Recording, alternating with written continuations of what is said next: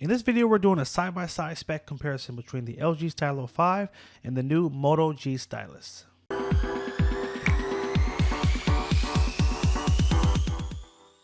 Hey everyone, thank you for joining us today.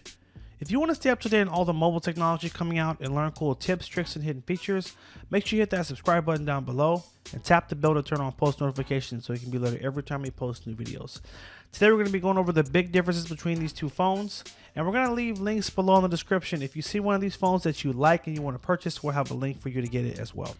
Let's go ahead and jump in and see how these two phones stack up against each other. Now, we always start with software. Now, it's important to note that the Stylo 5 did come out in 2019 and G Stylus did just launch in 2020, so it sort of makes sense why the G Stylus has a newer version of Android with Android 10. And I'm not sure if Stylo 5 will be upgraded to Android 10, so just FYI there. In terms of the screen, now the G Stylus does have a slightly larger screen, 6.4 inches versus Stylo 5's 6.2 inch display. They both do have an FHD plus display, so screen is going to be very similar, but you're getting a little bit more real estate on that G Stylus. Camera wise, you are getting a beast of a camera in the G Stylus. You're getting a 48 megapixel rear camera, and there's actually a triple camera setup on the back, so there's 3 cameras on the G Stylus versus the Stylo 5 only having a dual camera on the back. 13 megapixel as the main, 5 as the other camera, and front camera is going to be 8. Stylo 5, or excuse me, G Stylus front camera is going to be 16 megapixels, so camera just is blown out of the water with the G Stylus. Now I did note it here, but the G Stylus also does have a wide angle lens on their rear camera as well. I just didn't leave it in the description there. Next, going to internal memory. This is insane. Stylo 5 has 32 gigs of internal storage, where the G Stylus has 4 times the storage at 128 gigs to start. So just an incredible amount of storage to get you going. So man, in terms of battery, you're going to get a 4,000 milliamp battery on the G Stylus versus the 3500 on the Stylo 5, and Motorola's website does advertise that 4,000 milliamp battery will get you up to 2 days of battery life. So depending on how you use the phone will depend on, you know, if you can get up to that 2 days. If you're a power user, you're probably going to get a little over 1 day, just as an FYI.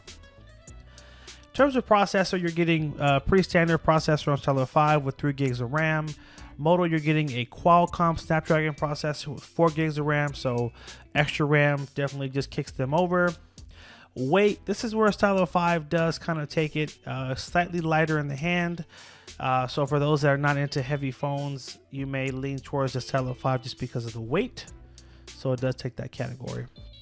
And then extra features. So these two phones are very similar in how they stack up with each other.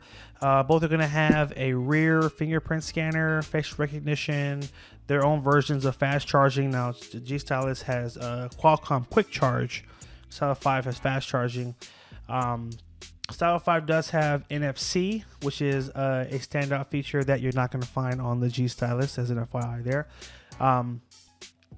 Both are going to have that Stylus Pin, which you don't find on a lot of phones. So normally that's kind of the advantage to them over other phones, but it's kind of tied in this category. And after playing around with the pins, they kind of do sort of the same thing. So you're not really getting too much more on one versus the other with the pin. Just important to note there.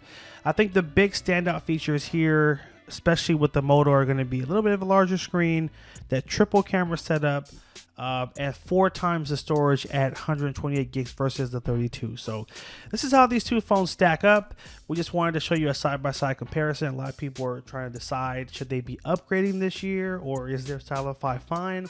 Technically, if your Stylo 5 is working great, then, you know, the only question I would tell you to ask yourself is, how's your storage? If your storage is getting low, you may want to upgrade just to get that boost in the memory of 128 gigs. But anyway, I'll leave that up to you guys. Do me a favor, leave me a comment down below. Let me know which one you like better. Do you have one of these phones, and can you share a little bit about the experience, just for people who are trying to decide which one they want to get, or if it's worth upgrading. Hope you guys did find this helpful. Make sure you like, favorite, and share if it was helpful. Hit that subscribe button and make sure you follow us on our social medias as well. Take care, and as always, have a good one.